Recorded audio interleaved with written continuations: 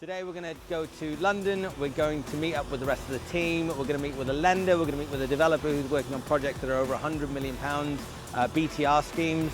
We're going to be working out of an office together, and let's jump on the train.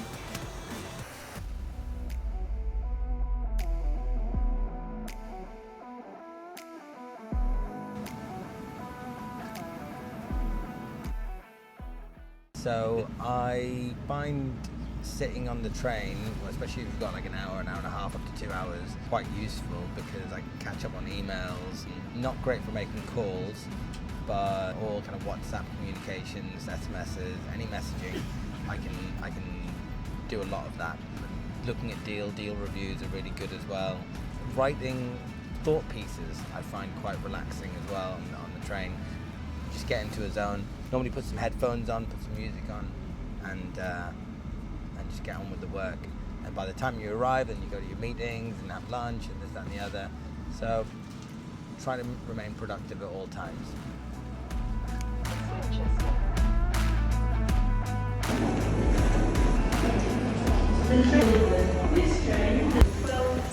We are heading to a lunch with a lender.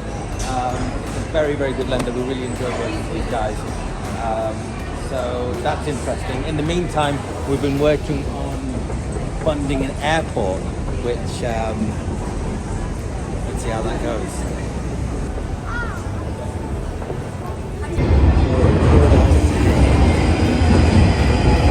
Rugby. Right, let's go get some lunch.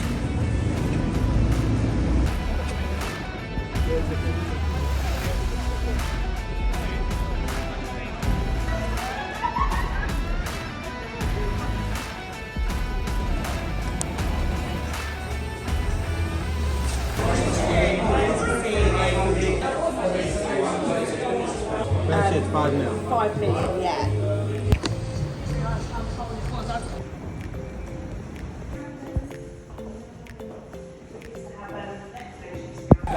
I love that guy. None of this was here, and this is what we really. This is what was there. Otherwise, this was all our floor.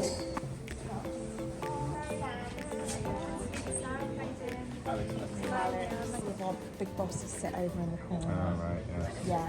Planning the world takeovers and Yeah, everything. exactly. Yes. Underwriting, Courtney. Courtney underwrites our short term. Daryl's eating there. Sorry. No, please catch up. Nice to see you all. Enjoy the rest of your day. Have a good one. Thank you. See you later. 15 minutes.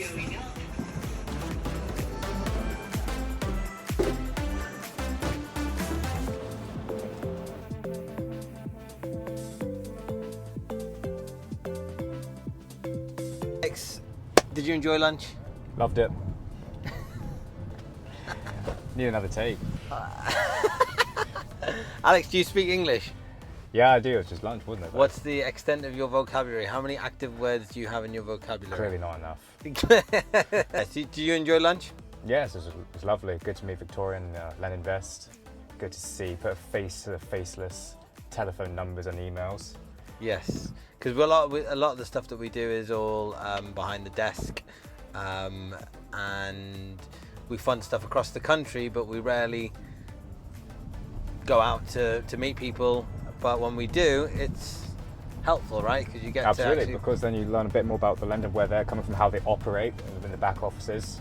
It helps, hopefully, fingers crossed, to enable a streamless process. And you know, also what I find fascinating is the 6 degrees of separation. So you've got somebody that's sitting there that knows a bunch of the other people that you're speaking to in the background. Yeah. And how, in fact, the industry that we work in, the more people you speak to, the smaller it gets. Yeah, another funny thing, when you talk about these lenders and these massive institutions in London, the big glass buildings, you forget that these are people, and you can start to humanise them a little bit. Exactly. And enable that flexibility that, well, you think it's not available to you, but it's certainly there if you're talking to the right people. Take away a little bit of the mystery. I think that's what a good broker needs to do. I find that a lot of clients, they come to us they think that exactly that. They think that these banks are these big institutions, and the underwriter is this person and for many lenders that is the case, that they are these people in ivory towers and you never get to see them or speak to them.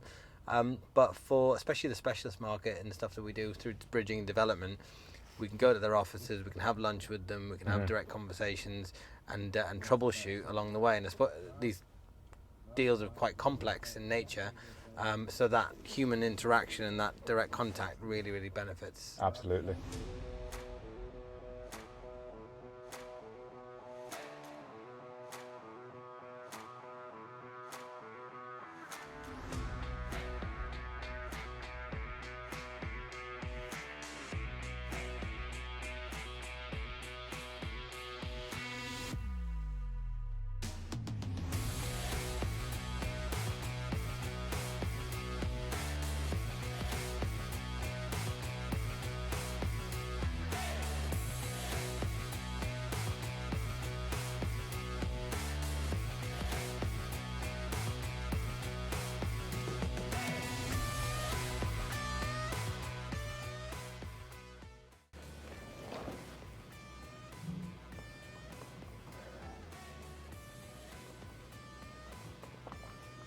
We are refinancing with Lenco, then also push the button with the application with Lenco.